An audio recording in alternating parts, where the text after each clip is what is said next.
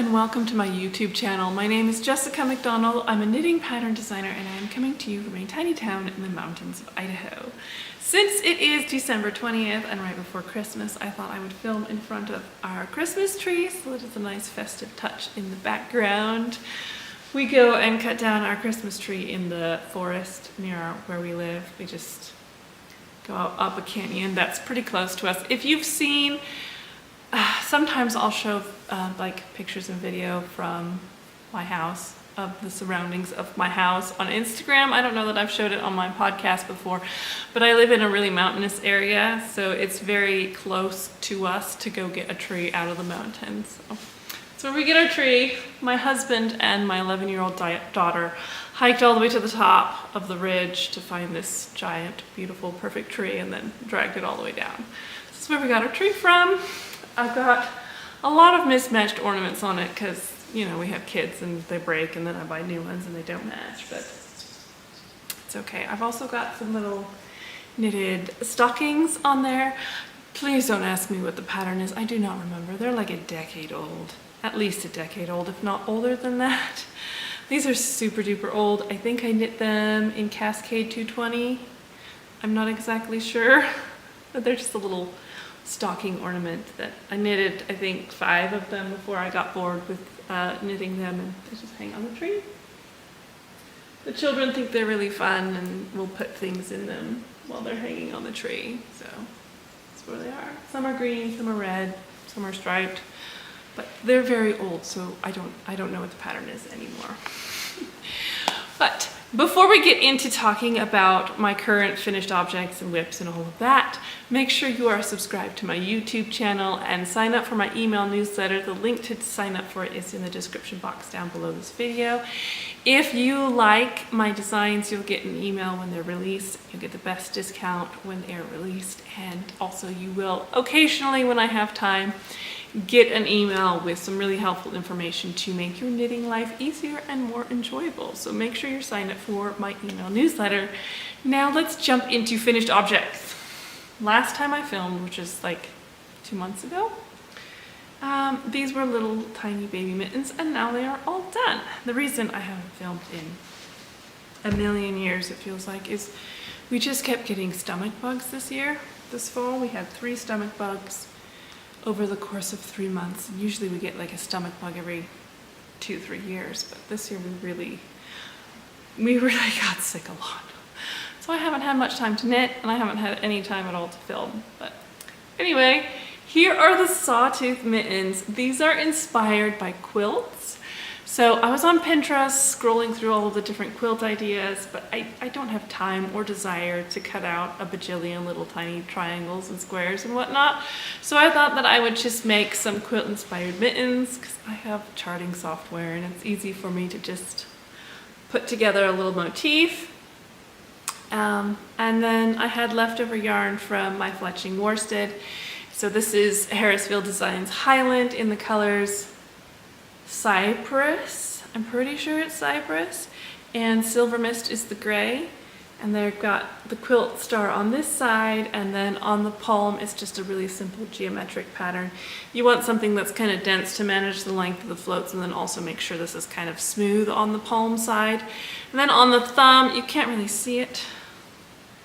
Let me see if I can hold this out really awkwardly, but on the thumb here I've got a smaller version of the quilt star on the thumb, and then I wanted to continue the color work up the thumb because the floats create the double layer fabric, which makes it warmer, and I wanted my thumbs to stay warm, but I really didn't want to do any complicated color work on the thumb because it's a really tiny circumference and it's actually really annoying to knit the thumbs, I think, in my opinion.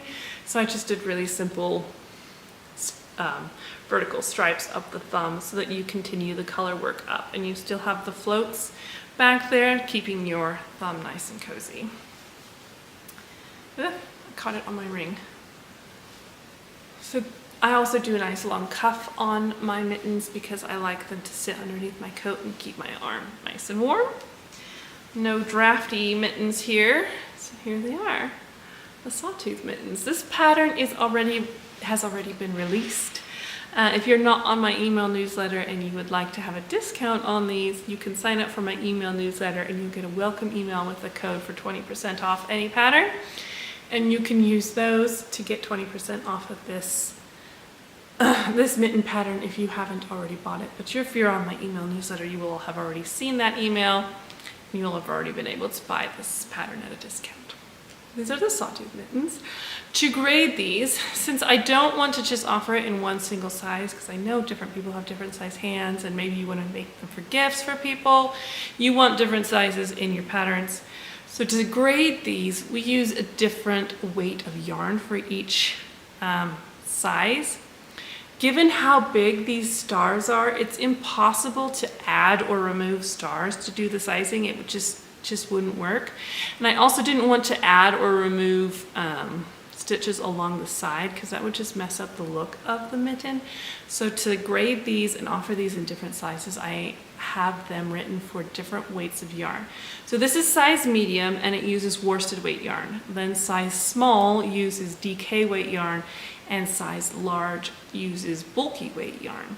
I've given gauges and needle sizes and yardages for the different yarn weights, so you're not like sitting there lost trying to figure out what gauge you're supposed to knit size large at. I've given you a gauge in the pattern, so you don't have to try to figure that out on your own. But these use different weights of yarn to do the different sizes. They also don't use very much yarn.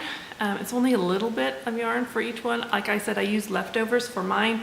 I didn't even use a full skein of even the main color for this whole pair of mittens. So you can very easily make a pair of mittens from yarn that's left over from one of your sweater projects. So if you are looking for a scrap project, the Sawtooth mittens are an excellent option. I know that it's too late for Christmas gift knitting, but if you wanted to knit somebody a pair of mittens or yourself a pair of mittens out of leftover yarn, here is an excellent option. They're called the Sawtooth mittens. I'll put a link to the pattern in the description box down below this video, down in the show notes, so you can go find the pattern quite easily if you want to. I've worn them quite a bit already because I needed a new pair of mittens. My old ones got holes in them because I wore them so much, so I'm pretty happy with these. Next, the sweater that I am wearing, you can see, this is another finished object here.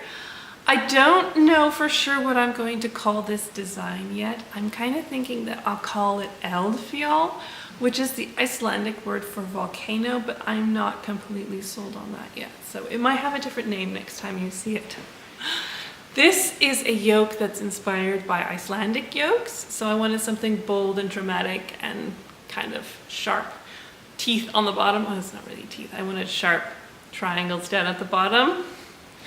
And I chose colors that are kind of inspired by what I think of as Icelandic colors, but I've never been to Iceland, so take this with a grain of salt. But when I think of Iceland, I think of, you know, volcanoes and ice and lava rock. And so that's kind of the color scheme I went with. I used Kelbourne Woolens, no, not Woolens, Kelbourne Woolens Scout. Kelbourne Woolens Scout. For the yarn, this is a really, really soft yarn. I expected something a little more toothy, to be honest, but it's actually extremely soft. You could use this for a baby. It's very, very soft. The main color here is Pewter Heather, and then for my contrast colors, I have 3 contrast colors in the yoke. I wanted to work the yoke on a white background so that the yoke was really set off from the rest of the sweater and it was really dramatic and punchy. So I used white for the background color in the yoke. I think this is just a natural undyed white. Yep, this is just natural. And then my 2 contrast colors are this black, which I think is like charcoal heather. Yep, charcoal heather. And then also cinnamon heather is the orange, the orangey red color. Let me see if I can put it in. The light is coming from this window, but the sun is over there. So it's a little bit, the lighting's a little bit funky here. This is cinnamon heather, which is a really pretty color actually. And that is the main punchy contrast color in the yoke. There it is. in all of its beautiful glory.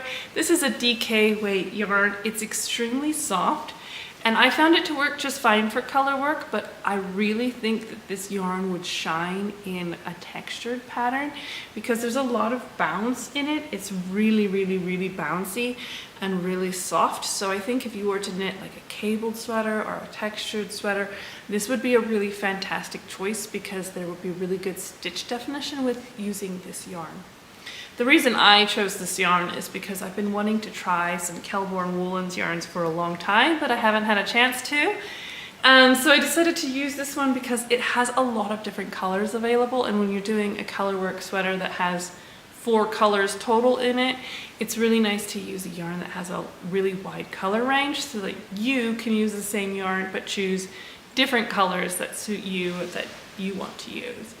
So that's why I used Scout, Kelbourne Woolens Scout for this sweater, and I actually bought way too much yarn. I think I have 3 full skeins left over, and I only used 3 and a bit skeins of the main color, and then I have enough of the contrast color that I have enough of these two. I could easily do another sweater. I don't know if I have enough of the white to do another full sweater, but I was thinking that since I have so much yarn left over, because I massively overbought, excuse me, I might at some point this coming year, I might make like a kid's version of it and just use the yarn that I already have and do a kid's version of this sweater. The problem with that is I would have to do a lot of shrinking to this yoke because it is so deep here that to make a kid's version of this pattern, I have to remove a lot of the color work in order to make it shallow enough that it would fit on a child. So that's the challenge with making this into a kid's sweater. I knit mine cropped, which you can't see because I'm sitting down on my couch, but I knit mine cropped because I have been wearing my skirts a lot this winter. Over the last few years, I've drifted more from being a pure jeans and tee girl and into wearing a lot more skirts and dresses. All of them are linen, and most of them come from not perfect linen. I just find it to be very comfortable and also very warm because I've also got really thick wool leggings on underneath my skirt. So with my thick wool leggings and my linen skirt, it's much warmer than a pair of jeans, and we don't keep our house very warm. It's 67 degrees in my house right now, which isn't super duper toasty, and I tend to get really cold. So I've kind of gravitated more towards wearing my wool leggings and linen skirts and dresses instead of wearing jeans. But then when I'm wearing things that fit in my waist, like my skirts sit in my waist and my dresses kind of, they have the waistband in the waist. I want to wear something that's a little bit shorter that sits at my waist or a little bit below my waist. I think that looks nicer with my skirts and my dresses than wearing a sweater that is like mid-hip. So when I'm knitting a sweater to wear with my jeans, I like it to hit at my mid-hip for the length. But I think that's too long to wear with my skirts and my dresses, and I feel like it's kind of maybe frumpy. I don't know if that's the right word to describe it. It just doesn't, it's just not the right proportions to wear to a mid-hip length sweater with my skirts and my dresses. It just looks really funky and odd. So I've been knitting some of my sweaters a little bit shorter so that I have some sweaters that I wear with my skirts and my dresses, and then I have another set of sweaters that I wear with jeans because I do both. I do a lot of both, which may seem kind of, I don't know, funny and silly to have like sweaters you wear with your jeans and sweaters you wear with your dresses, but that's what I like and that's what I feel comfortable in. So this one, I knit it to just below my belly button, and it's maybe 2 inches below my belly button, which is a little bit below my natural waist. So it looks really nice when it's worn with a skirt or a dress, but I'm not gonna wear this sweater with a jean because there'll be a gap between my jean waistband and my sweater waistband because I have a very long torso. So shirts and sweaters and things that are Too short is something that I'm kind of sensitive about because when I was a kid, I could never find a shirt that was long enough. That was back in the day when it was that was the last time cropped shirts were in. So I like to make sure my sweaters are long enough when I'm wearing them with jeans. Otherwise I just feel really awkward and just don't like the way I feel wearing that. So I have sweaters to wear with my skirts and sweaters to wear with my jeans. But it's knit from the top down, so if you want to knit this to full length instead of knitting it to a cropped length, you can very easily just knit until it's the length that you want. It also has short row shaping in it, but I put the short rows underneath the color work, so when you have the neckline, there's just uninterrupted color work all the way around the neckline there. Because I don't want to have a wedge here because I didn't want to disrupt the color work around the neckline. So the short rows are down underneath the color work at the bottom of the yoke before you split for sleeves, which gives you the really nice fit in the neckline and in the yoke, but you don't have that wedge of plain main color right after the neckline. So there's my finished object, which I don't know what it's going to be called next time you see it or by the time the pattern is released, but it might be called Eldfjall. We'll see. We'll have to see how I like it. If you have suggestions, you can feel free to make them. But that's my finished object. And now we're going to talk about the sweater that I have just recently started. I wanted to knit this sweater in like September, October, but I did not have time because children kept throwing up. I'm finally starting it now, which for a knitting pattern designer, this is kind of a terrible time to be starting a kind of wintry design because this isn't going to be done until spring. So in spring, when you are all wanting to knit something a little bit lighter and more suited to spring, I will have a worsted weight wintry sweater ready to go. But I really wanted to knit this year. I'm very excited about this design. So I'm just gonna knit it now and we'll see if I save it until next fall or if I just release it in like April and let the chips fall where they may. This one does not have a name. I'm just calling it my Colorwork Stripes Pullover. This is the back. It's all rolled up so you can't even see it. There's the stripe. It doesn't look like a whole lot right now because I have just started it. This is the back.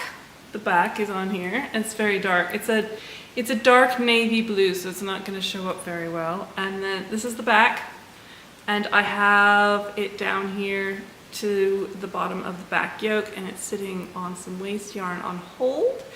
And then I picked up the stitches for the left front already, and am working on the left front. So this one has colorwork stripes in it. It is a top-down, boxy fitting sweater with colorwork stripes. It's a very, very simple colorwork motif, but it has to be worked flat on the yoke, so you'll get to knit colorwork flat. The first row I did was extremely awkward, like really, really awkward. But after that first row, I kind of figured it out, and it wasn't difficult after that.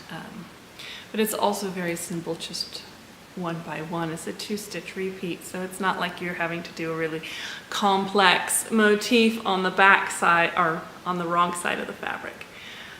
So there's the first stripe on the back yoke, and it will sit like so. And here we're working on the shoulder, the left front shoulder, and then I'm about to start the neckline shaping here at the front. It is shaped with German short rows. I was originally going to do I've heard it referred to now as the European shoulders, where you cast on for the back neck and then work increases down. That's the method I used in Autumn Snowfall and the Violet Tee and the Violet Cardigan. But that didn't work for this. It didn't work out for this at all. So we've done the shoulder shaping with short rows. So you cast on all of the back stitches and then you work short rows to shape the shoulders and give them a slope, which you can see the slope here.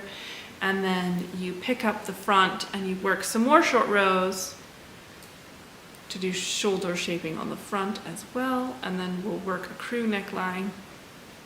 There's the shoulder, that's the shoulder slope there. There's not a lot exciting to show you with this design yet.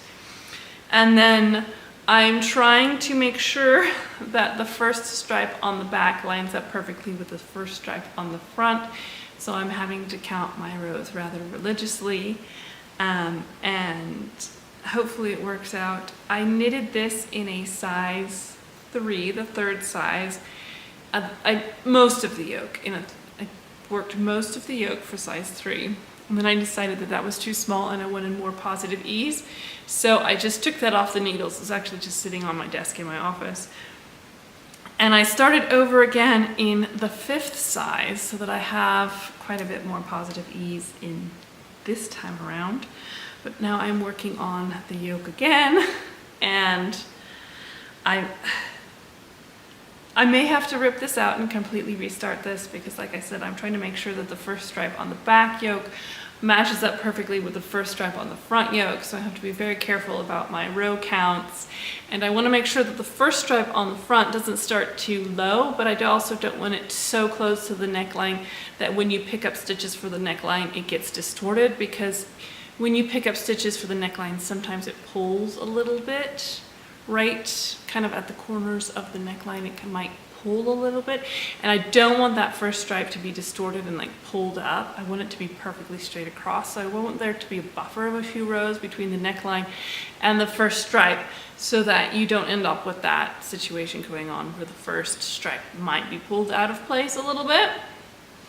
So I'm trying to make sure that the stripe placement is exactly how I want it. And if it's not exactly how I want it, by the time I get to the bottom of this yoke, I will just set this aside and cast on again and try again and rip this out. But there it is, there it goes. This is going to be one that I wear with jeans, so it's going to be oversized, it's going to fit in my mid-hip, it's going to be boxy and just kind of a big, cozy, wintry sweater. I'm using Harrisville Designs Highland again for this one. I really like this yarn, it's really nice. I don't remember the color of the blue. It's like a midnight blue color, midnight blue, and then the yellow, I think is foliage. Yes, foliage, and then silver mist again for the gray that's worked in there. I actually bought this yarn in July or August or something like that, a million years ago. And back when I bought this yarn, this blue color wasn't available on skeins, but it was available on cones. So I purchased the cones and I thought, oh, it'll be fine, I'll just knit off of the cones. But I found that knitting off of the cones was extremely annoying. The cones haven't been washed yet, so they still have some spinning oil in them and some like anti-static agent and stuff in them. So you could smell the spinning oil. It wasn't super duper bad, but you could smell the spinning oil. It felt kind of weird going through your hands. And it also really liked tangling up on itself. For some reason, since it had the spinning oil in it and stuff, it just really wanted to tangle and it constantly made knots. So what I did is I took one of the cones and set it on the floor and I stood there for like 10 minutes and put the whole cone onto my Swift to make it into a skein, a giant skein. And then I used some scrap yarn to like do the figure eights around at 4 different points on the skein. You know how when you get a new skein of yarn and it's got little bits of yarn tied in it to keep it from turning into a tangled mess? I did that and then I washed it. So I just washed it the same way you would start blocking a sweater. So it's just a sink full of warm water and some wool wash and let it soak for a while.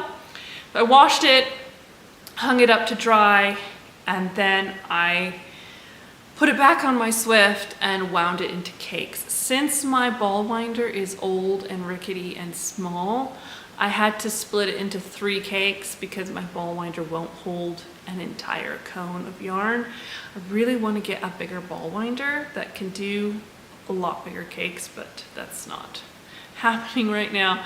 So I turned 1 cone into 3 cakes of yarn, and it's so much nicer to knit it out of the washed cakes versus off of the unwashed cones.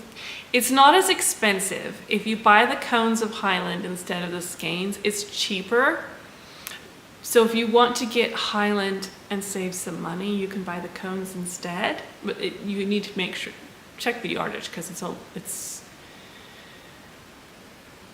like 400 and some grams of yarn. It's a lot of yardage on a cone.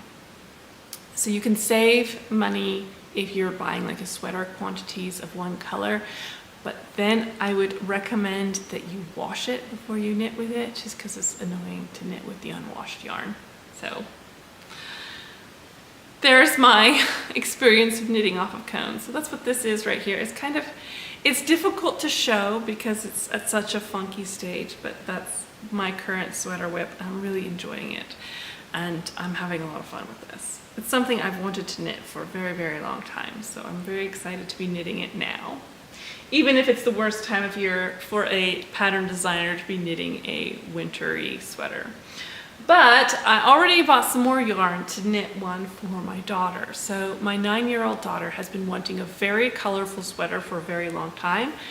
And I had an idea where I was gonna make her a cardigan that's kind of all over Fair Isle cardigan, but that idea really hasn't been working out at all. And so I decided to set that idea aside and just her and I could together pick out colors to make her own Colorwork stripes pullover, because I'd like to do this in a kid's version as well.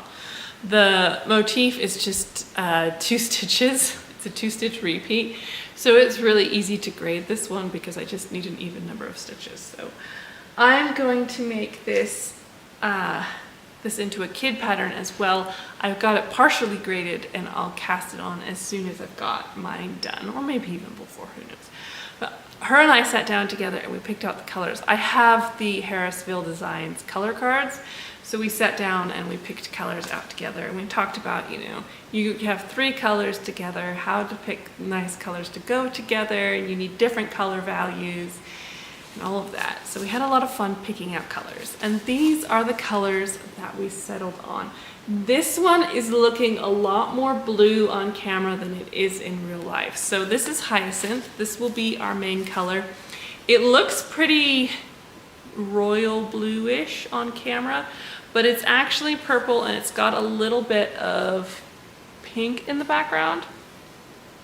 A pink that's similar to this one, which it's not showing up very well because it gets dark when the camera can't see my face. And then Aster is our contrast color. So the Aster will go where the foliage is in here. So this is the color in mine, and this is the color that will be in hers in the same place. So this one is called Aster. She really likes pink and purple. So these are the first 2 colors, and then the light color in the stripe, the light color that is the gray in mine, will just be white in hers. I didn't think that the gray would work very well with these colors. I thought it might be too similar in color value to the Aster, so I decided to do white for that. So this is the color scheme that will be for her sweater, which she's very excited for, she's very happy about. So that will be one of the next things that I cast on.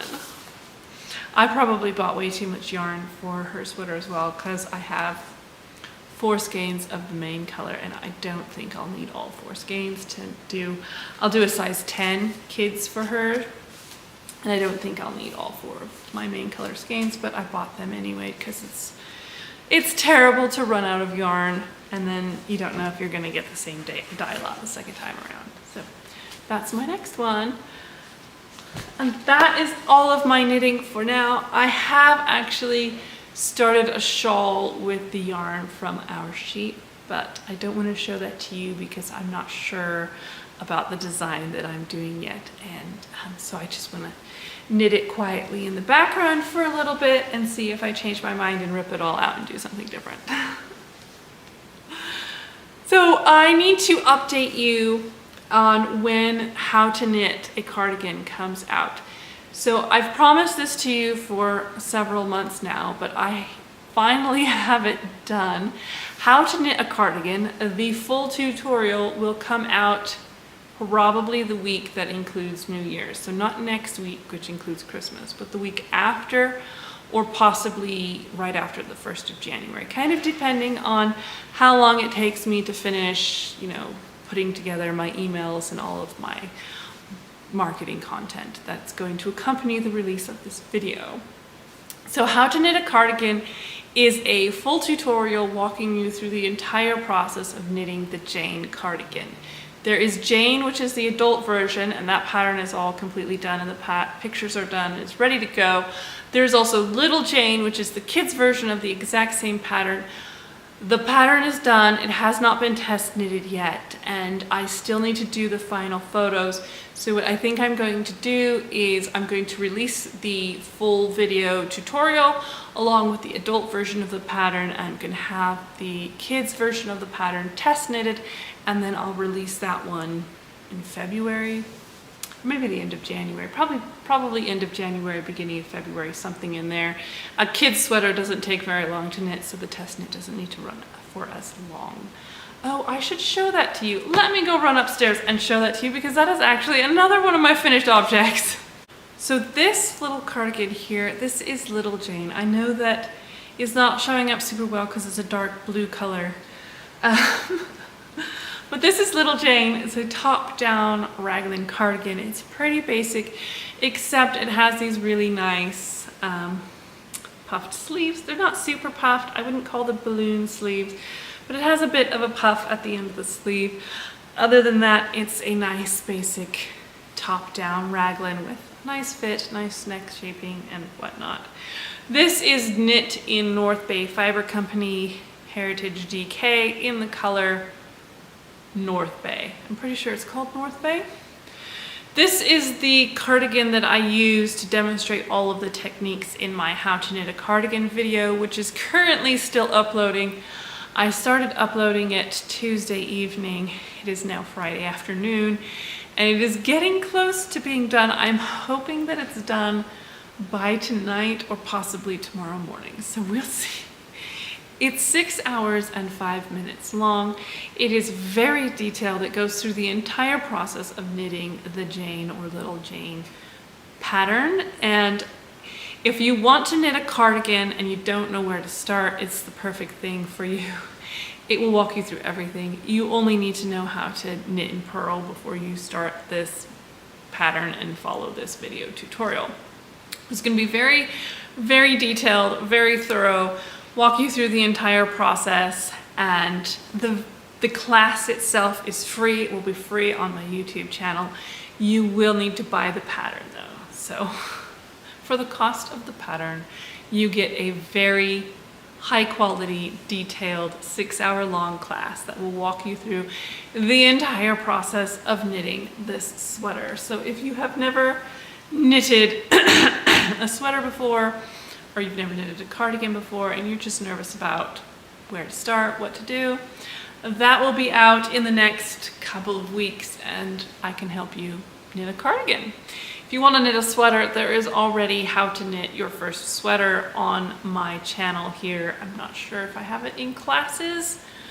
I'm not sure what playlist it's in. It should be in classes. I'll put a link to it in the description box down below this video.